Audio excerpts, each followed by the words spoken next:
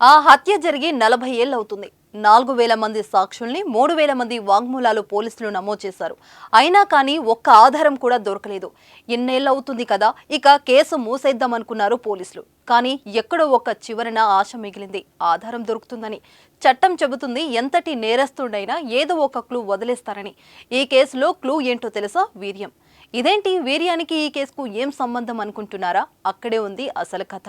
వీర్యకణాలే 40 ఏళ్ల తర్వాత ఆ నిందితుణ్ణి పట్టించింది. వీర్యకణాలు నిందితుణ్ణి ఎలా పట్టించాయని అనుకుంటున్నారా? అయితే మీరు చూడాల్సింది ఈ వీడియో. అన్ని రకాల చర్మ సమస్యలకు శాశ్వత పరిష్కారం ఈ శ్రీత 9281458181.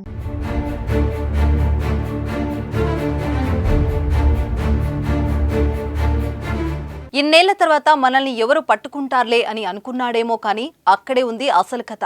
పోలీసులు ఇచ్చిన ట్విస్ట్కు అడ్డంగా బుక్కయ్యాడు నిందితుడు. అసలేం జరిగిందంటే, మాజీ భార్యను హత్య చేసి 40 సంవత్సరాలకు పైగా చట్టాలకు దొరకకుండా తప్పించుకున్న ఓ వ్యక్తి చివరకు జైలు పాలయ్యారు.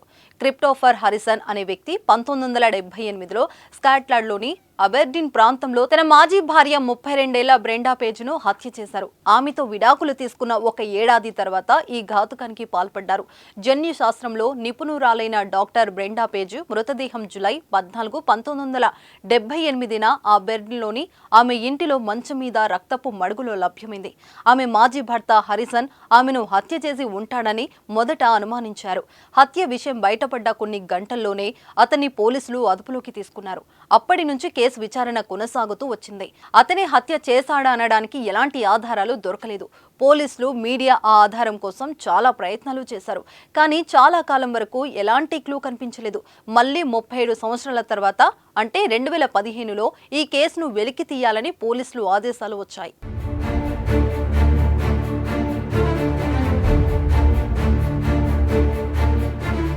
ఉన్నత చదువులు చదువుకున్న హారిసన్ బ్రెండా పేజ్లో 1972లో పెళ్లాడారు. అయితే వైవాహిక జీవితంలో తాను సంతోషంగా లేనని బ్రెండా తన సన్నిహితులతో చెప్పుకునేది. తన భర్త అంటే తనకు భయంగా ఉందని చెప్పేది. పెళ్లైన 4 ఏళ్ల తర్వాత వీరిద్దరూ విడిపోయారు. బ్రెండా పేజ్ సొంతంగా ఒక ఫ్లాట్ కొనుక్కున్నారు. అయితే విడాకులు తీసుకున్న తర్వాత కూడా బ్రెండా పేజ్ను హారిసన్ వేధించేవాడని ఆమె కుటుంబ సభ్యులు చెప్పారు. ఇతర మగవాళ్లతో ఆమెకు సంబంధం ఉందని అతను అనుమానించేవాడని, ఆమెను వేష అంటూ నిందించేవాడని ఆమె తమకు చెప్పుకునేదని కుటుంబ సభ్యులు వివరించారు. ఈ కేసు విచారణ కోసం పోలీసులు ఈ 40 ఏళ్లలో 4000 మంది సాక్షుల్ని ప్రశ్నించారు. 3000 మంది నుంచి వాంగ్మూలాలను తీసుకున్నారు.